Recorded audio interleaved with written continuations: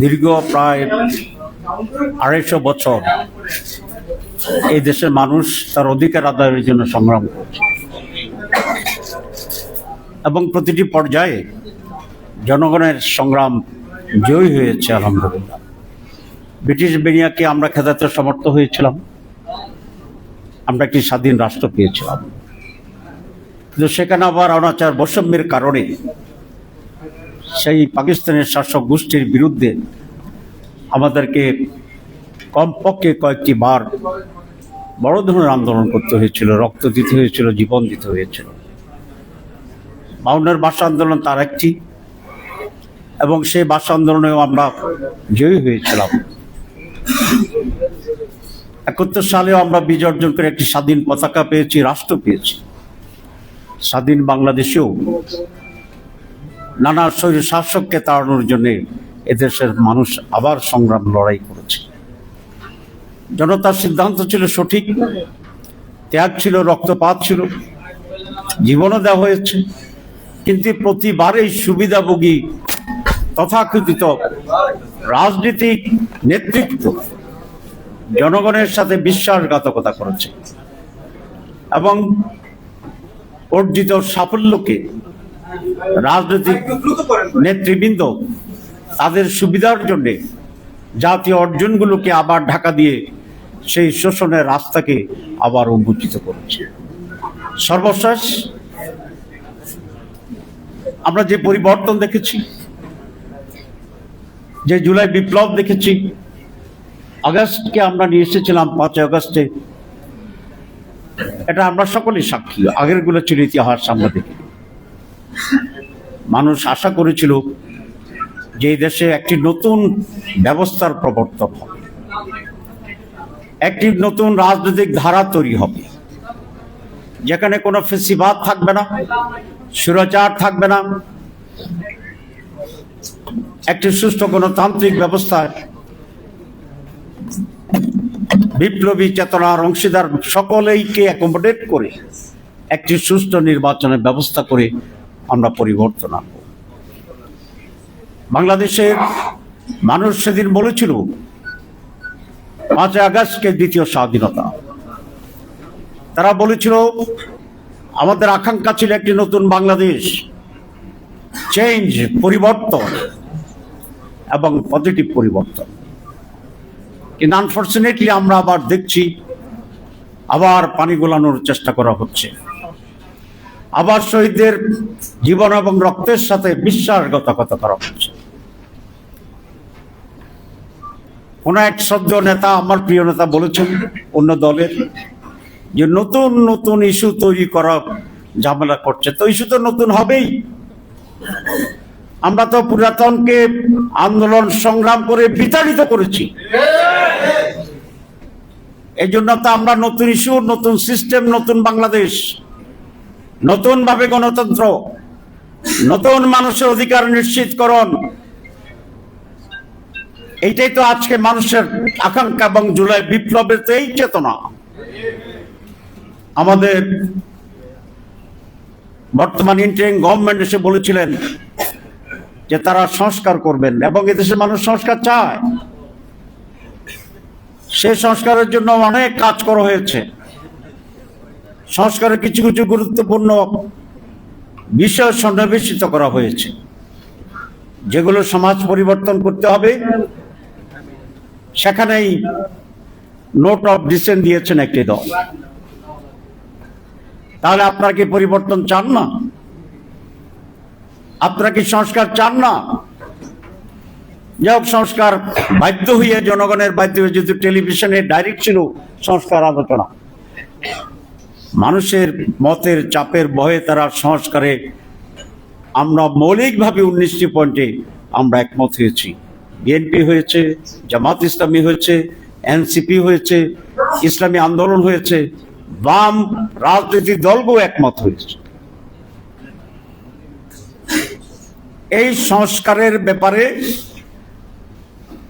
এখন নানা ষড়যন্ত্র শুরু হয়েছে। ওনারা বলছেন সংস্কার মানেন তো, একজন যদি বলে যে আমি ঈমান আনছি, ঈমানের 3 ভাগ আপনারা জানেন। মুখে স্বীকৃতি দেওয়া, মনে মনে বিশ্বাস করা, কার্যে পরিণত করা। সংস্কারের 3 অংশ। এক অংশ হচ্ছে বিভিন্ন পয়েন্টে ঐক্যমত্য পোষণ করা। 2, সেসব বিষয়ে আইনি ব্যবস্থা গ্রহণ করা, আইনি ভিত্তি দেওয়া। আর 3 নম্বর হচ্ছে এটা বাস্তবায়ন করা, এটার ভিত্তিতে আগামী নির্বাচন করা। 3টে হইলেই না সংস্কার। তো ওনারা সংস্কার কি বুঝেন আমরা জানি না। এখন এটার যেহেতু আইনি ভিত্তি না হয়, এই নিয়ে টালবাহানা শুরু হয়েছে। ওনারা নানা কথা বলেন। আমি যদি একটি বাংলাদেশের অন্যতম প্রধান রাজনৈতিক দলের স্পোকসম্যানের কথা বলছি, আমি বেশি কড়া কথা বলতে চাই না। কিন্তু সংস্কার যদি বাস্তবায়ন না হয়, তাহলে সংস্কার কি হইল? সংস্কার যদি আইনি ভিত্তি না থাকে, তাহলে সংস্কার হইল? ওই সংস্কারের এক অংশ হচ্ছে মুখের স্বীকৃতি। তাহলে আপনারা এটা বলুন যে আমরা সংস্কার চাই না। আর যদি কথা কাজে এক থাকে, তাহলে সংস্কারকে আইনি ভিত্তি দিতে কোনো সমস্যা নাই। জনগণের উইল হচ্ছে সুপ্রিম ল। বিপ্লবের প্রোডাক্ট হচ্ছে নো কনস্টিটিউশন অ্যাবভ কনস্টিটিউশন। আজকে যে ইন্টারিম গভর্নমেন্ট আছেন, কিসের ভিত্তিতে? এটা তো সংবিধানে লেখা ছিল না। এই সরকার অধীনে যে নির্বাচন কমিশন হয়েছে, এটা তো তাহলে বৈধ হয় না। যে নির্বাচন হবে সেটাও বৈধ হয় না। এ সমস্ত জটিল প্রশ্ন প্লিজ উত্থাপন করে দেশকে আবার বিভ্রান্তির দিকে নিয়ে যাবেন না। আমরা যেমন ভাবে ইন্টারিম গভর্নমেন্টকে কবুল করেছি, মেনে নিচ্ছি, একইভাবে একই পদ্ধতিতে একই নিয়মে সংস্কারকে আইনি ভিত্তি দিয়ে তার ভিত্তিতে নির্বাচন করতে হবে। আজকে একটা রোড ম্যাপ আসছে ইলেকশন কমিশনের পক্ষ থেকে। তারা অবশ্যই রোড ম্যাপ দিতে পারেন, কিন্তু 2টা বিষয় তাদেরকে পরিষ্কার থাকতে হবে। এক হচ্ছে নির্বাচন কোন পদ্ধতিতে হবে। 2টা দাবি আসছে। একটা হচ্ছে ট্র্যাডিশনাল, আগে যাওয়া হয়েছে, যেখানে ভোট ডাকাতি হয়, দিনের ভোট রাতে হয়, বাক্স পুকুরে পড়ে যায়, হেলিকপ্টার দিয়ে বাক্স নিয়ে চলে যায়। এটাই তো বাংলাদেশের রাজনীতির ইলেকশনের ইতিহাস। কি বলেন? 54 বছরের নির্বাচনের ইতিহাসে একটি নির্বাচনও সুষ্ঠু হয়নি সম্পূর্ণভাবে। কিছুটা পার্সেন্টেজ আমরা গ্রহণ করেছি। তাহলে আমরা কেন পিআর নতুন পদ্ধতি বলছি? প্রপোর্শনেট রিপ্রেজেন্টেশন, আনুপাতিক প্রতিনিধিত্ব। এটা খুব সোজা, এটা খুব সোজা। যারা নানা কথা বলছেন তাদের জন্য বলছি, এটা পুলিং এজেন্ট আগের মতো থাকবে, পুলিং সেন্টার আগের মতো থাকবে, প্রিসাইডিং অফিসার আগের মতো হবে, ইলেকশন কমিশন আগের মতো হবে। আগে একটি অঞ্চল ভিত্তিক ব্যক্তিদেরকে ক্যান্ডিডেট হয়ে ভোট দিত, এইবার ব্যালটও একটা থাকবে, যে দল ভিত্তিক বা জোট ভিত্তিক লোকেরা ভোট দিবে। সুবিধা কি? 1 নম্বর সুবিধা হচ্ছে কেন্দ্র দখলের জন্য অস্ত্রবাজি হবে না। কারণ যিনি অস্ত্র ব্যবহার করেন উনি জানে যে উনি অস্ত্র ব্যবহার করলেও অস্ত্র মামলার আসামি হবে, কিন্তু এমপি হওয়ার সম্ভাবনা কম। বেশি টাকা খরচ হবে না, কারণ সে জানে টাকা খরচ করে তার নিজের কোনো এখানে সুবিধা হচ্ছে না। জোর জবরদস্তি ভোটও নিয়ে আসবে না, কারণ সে তো হবে না। একটা ফেয়ার ইলেকশন হবে, এনভায়রনমেন্ট হবে, উচ্চমুখর হবে। তো যারা এবং সমস্ত ভোটের মূল্য হবে। আপনি 48% পাইছেন, এটা যোগ হবে। আরেকজন 52% পাইছে, এটাও যোগ হবে। সারা দেশের মানুষ একটি দলকে কত লোকে চায়, এটা বুঝেই সেই প্রপোর্শনে পার্লামেন্টে সংখ্যা নির্ধারণ হবে। এটা আপনারা বুঝছেন না বুঝেন নাই? বুঝছেন আপনারা? তো যারা এই জিনিসটা বুঝে না, তারা রাষ্ট্র ক্ষমতা চালাবের মতো বিজ্ঞতা কি তাদের থাকবে? এবং সেই কারণেই তো বাংলাদেশ 54 বছরে বারবার ধাক্কা খাইতেছে। তাহলে নিয়ম ভিন্ন, নিয়ম ভিন্ন। মুখ মে শেখ ফরিদ, বগল মে কুছ কালা হায়, ঠিকই বলছেন আপনি, কুছ কালা হায়। তাহলে বাংলাদেশে কি আবার সেই আওয়ামী জাহিলিয়াতের দিকে আমরা যেতে চাই?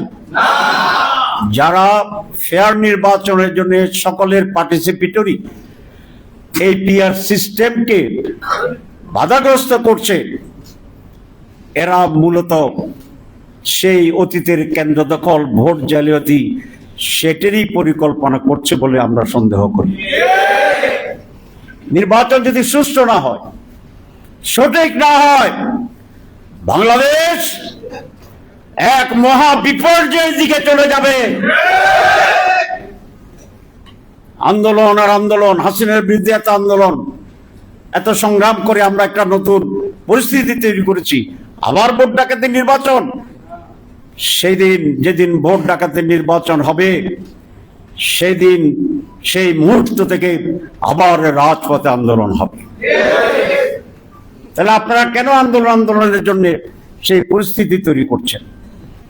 আওয়ামী লীগ যখন ছিল ভারতপন্থী জনগণের স্বার্থের বিরুদ্ধে একটি দল ছিল।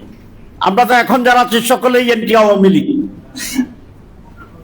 সুতরাং আসুন আমরা আলোচনা করি, পিআর নিয়ে আলোচনা করি। আপনি বুঝেন না বললে তো চলবে না। আমরা যারা বুঝি তো তাদেরটা কি হবে? আসেন আলোচনা করেন। যারা পিআর চাচ্ছেন না আসেন, আমরা যারা পিআর চাই আসেন।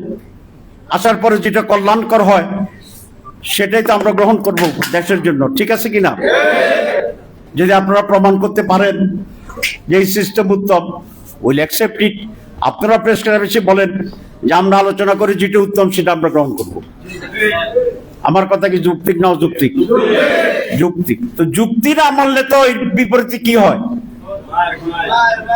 সংঘাত, সংগ্রাম।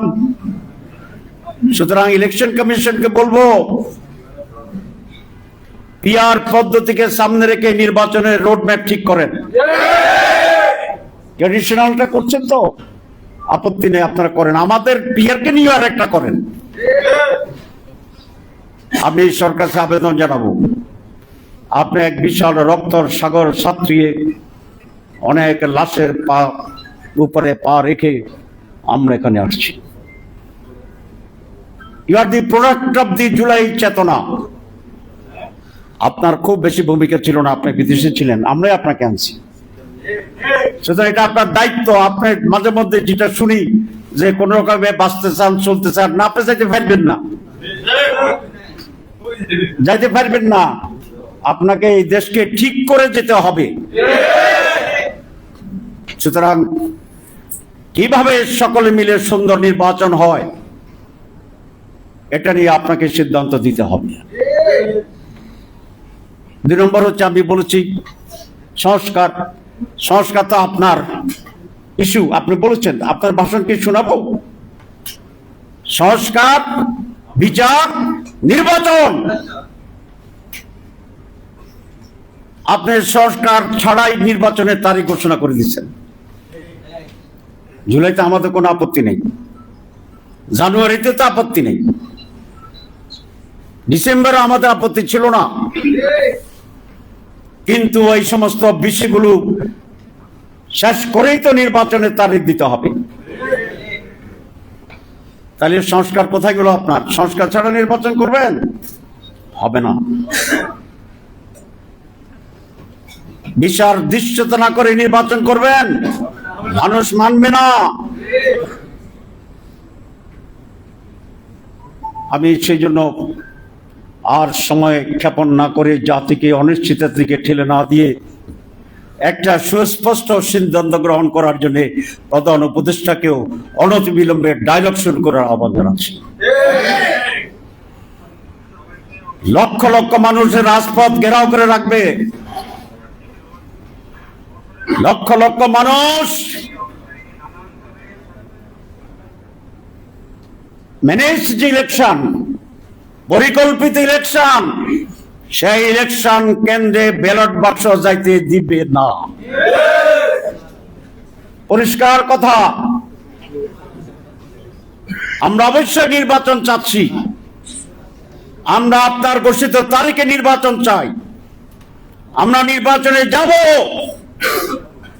কিন্তু নির্বাচনে যাওয়ার জন্য, নির্বাচনের জন্য যে প্রতিবন্ধকতা, এই প্রতিবন্ধকতা আপনাকে দূর করতে হবে। আপনাকে মনে হয় আপনার কার্যক্রম দেখে যে কোথা থেকে যেন নির্দেশ আসছে আপনার উপরে, এটা আমাদেরকে বলুন, আমরা তাদেরকে মোকাবেলা করব ইনশাআল্লাহ। বাংলাদেশ একটি স্বাধীন সার্বভৌম রাষ্ট্র, আমরা ইমানদার, আমরা আল্লাহ ছাড়া কাকে ভয় পাই না। এই দেশকে কেউ কোনোদিন দামিয়ে রাখতে পারে না, আগামীতেও পারবে না। কিন্তু আপনি চান যে পথে, সে পথে আরো রক্তের প্রয়োজন হবে, এটা আমরা চাই না আপনার কাছ থেকে। আর যেন মানুষকে রক্ত দিতে না হয়, আর যেন আমাদেরকে আর কোনো ধরনের রাজপথের সময় ব্যয় করতে না হয়, এটা এখনো সম্ভব। যারা উস্কাচ্ছেন, যারা ভিন্ন পরিস্থিতি তৈরি করছেন, ভিতরে ভিতরে কিছু করছেন, সময় হলে বুঝবেন কোনো লাভ হবে না। ওপেন আসেন, মানুষ আপনাদের ভোট দিলে আপনারা হবেন। মানুষ যদি আমাদের ভোট দেয় আপনাদের আপত্তি কেন? পিআর এর ব্যাপারে বলছেন আপনারা, তো পিআর তো আমরা গণভোটের কথা বলছি। কি বলছি? গণভোট। জনগণ যদি বলে যে পিআর পদ্ধতি নির্বাচন হবে, তাহলে কারো আপত্তি করলে সে অগণতান্ত্রিক হয়ে যাবেন। সুতরাং গণভোট, পিআর এর জন্য গণভোট, আমাদের সংস্কারের যে চাকা, সেই জন্য গণভোট দিতে হবে। এটাই একটি আইনি সলিউশন। সময় নষ্ট করলে পস্তাইতে হবে আপনাদের। সম্মানিত ভাইরা, একটি দল একদিকে আর সকল দল অন্যদিকে। আমরা সনদ চাচ্ছি, এনসিপি সনদ চাচ্ছে, ইসলামী আন্দোলন আর বাকি সব ইসলামী দল সকলে সনদ চাচ্ছে। আমাদের ভিপি নূরের যে দল, সে সনদ চাচ্ছে, গণ অধিকার এবি পার্টি সনদ চাচ্ছে, আরো অনেকে সকলে চাচ্ছে। তা আমরা আমজনতা এবং কাঁঠাল জনতা সকলেই একটা দিক ছাড়া আর সকলকে আমরা একমত। তো তাহলে আপনি কিভাবে এই সমস্যার সমাধান না করে দেশের রাজনীতিকে এগিয়ে নিয়ে যাবেন? এটা কি সম্ভব হয়? হবে না। সুতরাং আমি একজন দায়িত্বশীল দলের ছোট্ট একজন মানুষ হিসাবে আমি দেশের কল্যাণে, জাতির কল্যাণে সকলকে আহ্বান করব, বড় দল ছোট দল বিবেচনা না করে আসুন আমরা ওপেন বসি। কিছু শ্রোতাও থাকুক, টেলিভিশনে ফোকাস হবে কে কি যুক্তি দিচ্ছে। হওয়ার পরে আমরা আন্তরিকভাবে বসে একটা সিদ্ধান্ত গ্রহণ করব এবং সকলে মিলে আমরা নির্ধারিত সময়ে যাতে স্বতঃস্ফূর্তভাবে নির্বাচনে যেতে পারি, আমরা সেই ব্যবস্থা গ্রহণ করব। অনেকের মাথায় মনে করছেন যে একটা চলে গেছে, না, 2 মাস আগে জামাত ইসলামী ছিল 32% আর বিএনপি ছিল 42%। কত পার্সেন্ট ডিফারেন্স? 10%। আর 15 দিন আগে ব্রাক ইউনিভার্সিটি থেকে একটা সার্ভে হয়েছে। ব্রাকও আমাদের পক্ষে শক্তি না, সানেম যেটা, এটা আমাদের ফাইলে 2 পয়েন্ট কমাই দেয়, তবে আমি বিশ্বাস করলাম। আর ব্রাকের সার্ভে হয়েছে তারা 12%, আমরা 10.5%। কত ডিফারেন্স? 1.5%। এটা যদি ডবল করেন তাহলে 3%, এটা 50-র উপরে করছে। তাহলে আগে ছিল 10% গ্যাপ, এখন হচ্ছে কয় পার্সেন্ট গ্যাপ? এখন 3% গ্যাপ, আগে 10 ছিল। তো গ্যাপ কমে না বাড়ে? কমে। মানুষ তো বলে যে সময় যত যাইবে তত, সময় যত যাবে গ্যাপ আরো বাড়বে, এরকম আর কি। আগে এটা ছিল, এটা উঠে এটা নামের, এটা উঠে এটা নামের। সুতরাং নির্বাচনে জনমত কোন দিকে ফাইনালি যাবে, এটা এখনো সময় হয় নাই। সুতরাং কারা কারা যারা বলেন সরকারের 2-1জনকে শুনি এবং আমাদের আমলা টামলার পথে নতুন করে আবার একটু কাটচিত হইতেছে, সাবধান থাকেন। আমরা নিরপেক্ষতা চাচ্ছি।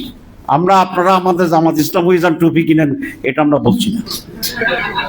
কিন্তু অন্য কাকে ফেভার করবেন তাহলেও কিন্তু আপনাদের জন্য এটা দেশের জন্য কল্যাণ হবে না। আমরা খুবই আশাবাদী, ইনশাআল্লাহ এবার জনগণ বলছে 48% লোক কিন্তু মতামত দেয় নাই। এর মানে কি এরা জামাত করে না? কারণ করলে তো জামাতের সাথে ভোট দিত। এরা কি বিএনপি করে? কারণ হলে তো বিএনপির সাথে যোগ হইত। তাহলে 48 মানুষ এখন সচেতন ভাবে অবজার্ভ করতেছে যে কোথায় চাঁদাবাজি বেশি, কোথায় চাঁদাবাজি কম, কোথায় ফাতর দিয়া মানুষ মারে, কোথায় ফাতর দিয়া মানুষ মারে না, আগামী দিনে কারা দখল করবে, কারা দখল করবে না, এই সকল বিবেচনার জন্য সম্ভবত আমার ধারণা তারা চুপ করে বইয়ে দিচ্ছে। কিন্তু তারা কি ঘুমাচ্ছে না অবজার্ভ করছে? অবজার্ভ করছে।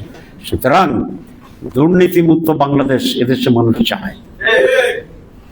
মানুষ একটা ফেয়ার ইলেকশন চায়,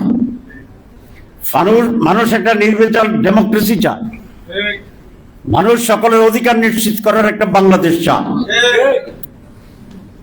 ইনশাআল্লাহ মানুষের এই সঠিক সিদ্ধান্তের মাধ্যমে একটি দেশপ্রেমিক, একটি সৎ, আদর্শিক, দুর্নীতিমুক্ত বাংলাদেশ গড়ার কারিগরদেরকেই এদেশের মানুষ আগামী সুষ্ঠু নির্বাচনে তাদের রায় প্রদান করবে বলে এই জনগণের প্রতি আমরা দৃঢ় আস্থা পোষণ করি। সবাইকে ধন্যবাদ। সম্মানিত ভাইরা, এতক্ষণ আমাদের সামনে এই গুরুত্বপূর্ণ আলোচনা পেশ করলেন আজকের এই আয়োজনের সম্মানিত প্রধান অতিথি জনাব ডাক্তার সৈয়দ আব্দুল মোহাম্মদ তাহের ভাই। এ পর্যায়ে সভাপতির বক্তব্য পেশ করার জন্য বিনীতভাবে অনুরোধ করছি বাংলাদেশ জামায়াত ইসলামী কেন্দ্রীয় নির্বাহী পরিষদের অন্যতম সদস্য, ঢাকা মহানগরী দক্ষিণের সম্মানিত আমির, প্রিয় সংগঠন বাংলাদেশ ইসলামী ছাত্র শিবিরের সাবেক কেন্দ্রীয় সভাপতি, চাঁপাইনবাবগঞ্জ 3 আসনের সম্মানিত জাতীয় সংসদ সদস্য প্রার্থী জনাব নুরুল ইসলাম বুলবুল।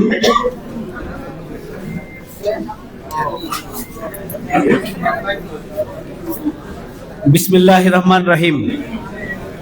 বাংলাদেশ জামায়াত ইসলামী ঢাকা মহানগরী দক্ষিণ কর্তৃক আয়োজিত জুলাই ঘোষণাপত্র ও জুলাই সনদের আইনি ভিত্তি প্রদান এবং তার যথাযথ বাস্তবায়ন, পিআর পদ্ধতির মাধ্যমে নির্বাচনের দাবিতে আয়োজিত আলোচনা সভার সম্মানিত প্রধান অতিথি, বাংলাদেশ জামায়াত ইসলামের সংগ্রামী কেন্দ্রীয় নায়েবে আমির, সাবেক এমপি, বাংলাদেশ ইসলামী ছাত্র শিবিরের সাবেক কেন্দ্রীয় সভাপতি, সংগ্রামী জননেতা ডাক্তার সৈয়দ আব্দুল্লাহ মোহাম্মদ তাহের, সম্মানিত কেন্দ্রীয় এবং মহানগরীর নেতৃবৃন্দ, সাংবাদিক বন্ধুগণ, সমবেত সুধীমণ্ডলী, প্রাণপ্রিয় উপস্থিতি, আসসালামু আলাইকুম ওয়া রাহমাতুল্লাহি ওয়া বারাকাতুহু। প্রধান অতিথি গুরুত্বপূর্ণ বক্তব্য রেখেছেন। প্রধান অতিথির বক্তব্যই আজকের এই আলোচনা সভার প্রধান বক্তব্য।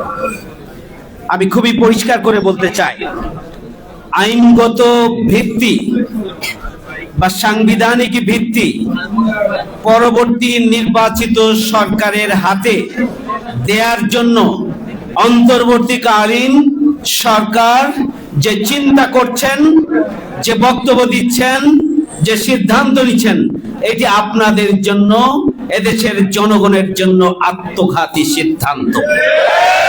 এটি হচ্ছে শিয়ালের হাতে মুরগি বর্গা দেওয়ার মতো, আর কিছু নয়। অন্তর্বর্তীকালীন সরকার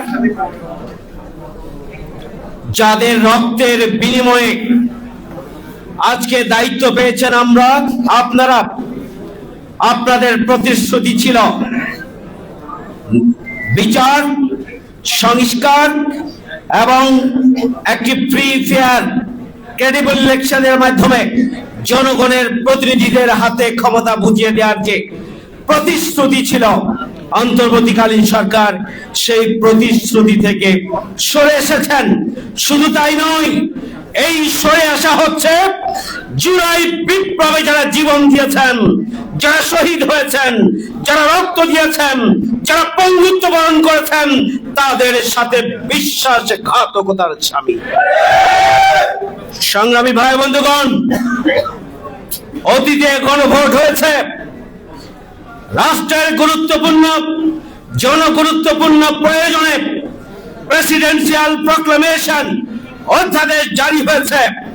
আজকে আপনারা যদি গণতন্ত্রে বিশ্বাস করেন, জনগণের ভোটাধিকারে যদি বিশ্বাস করেন, জনগণের সমর্থনের ভিত্তিতে যদি আপনারা নতুন বাংলাদেশ বিনির্মাণের কথা বলে থাকেন, তাহলে গণভোটকে কেন আপনারা ভয় পাচ্ছেন?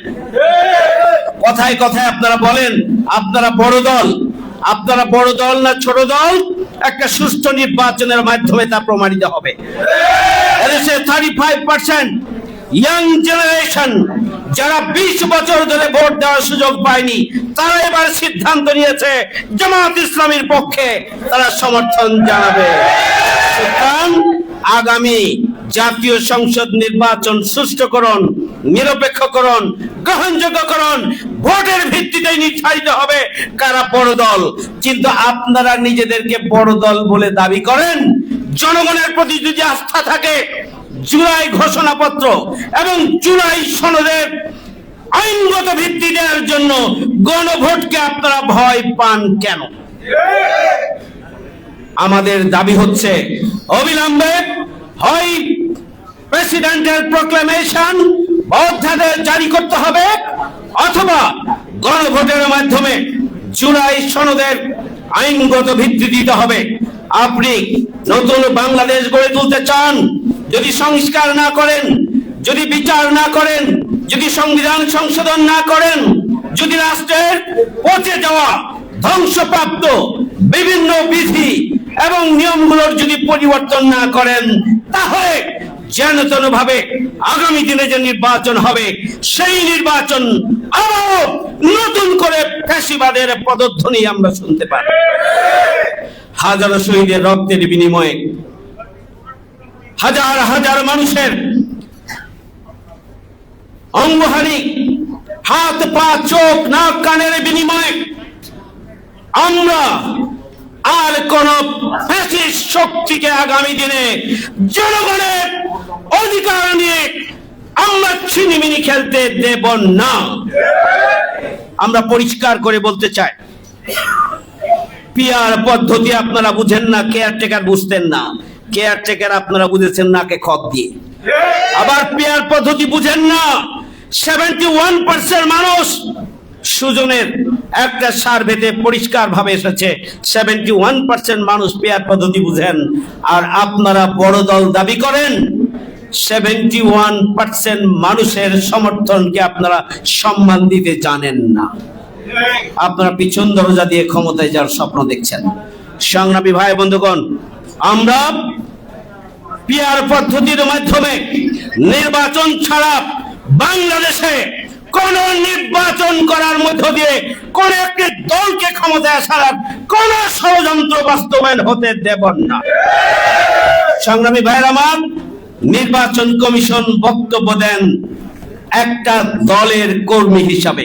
আমরা জানি আপনার পরিচয়, আমরা জানি আপনি কোন রাজনৈতিক দলে বিশ্বাস করেন।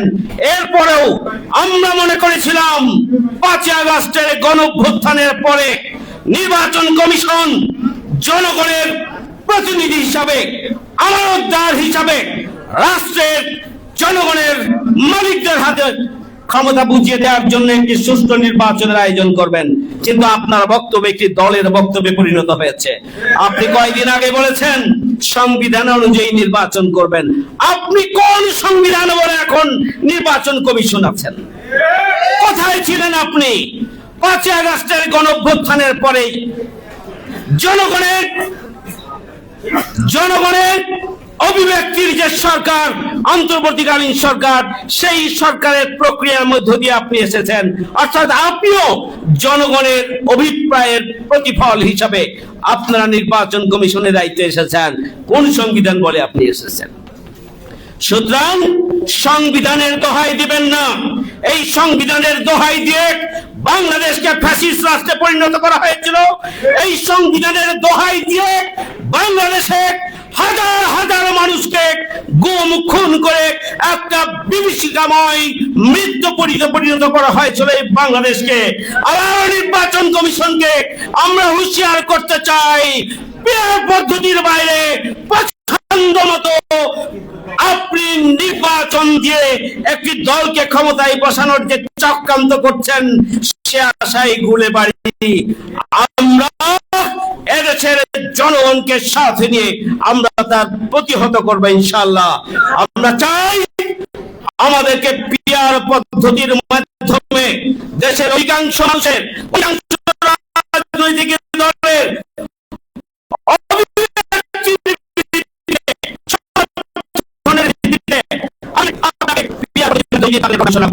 সংগ্রামী ভাইয়ের আমার, জুলাই সনদের আইনি ভিত্তি দিতে হবে। এই জুলাই সনদের মাধ্যমে রাষ্ট্র সংস্কার এবং সংবিধান সংশোধনের মৌলিক নীতিমালাগুলো সংরক্ষিত থাকবে এবং এর ভিত্তিতেই আগামী দিনে পিআর পদ্ধতির মাধ্যমে জাতীয় নির্বাচন দিতে হবে। এর বাইরে অন্য কোন প্রচেষ্টা এদেশের 18 কোটি মানুষকে সাথে নিয়ে আমরা প্রতিহত করব ইনশাআল্লাহ। সবাইকে ধন্যবাদ। প্রধান অতিথি সহ সম্মানিত অতিথিবৃন্দকে আন্তরিক কৃতজ্ঞতা জানাচ্ছি আজকের আয়োজনকে সফল করার জন্য।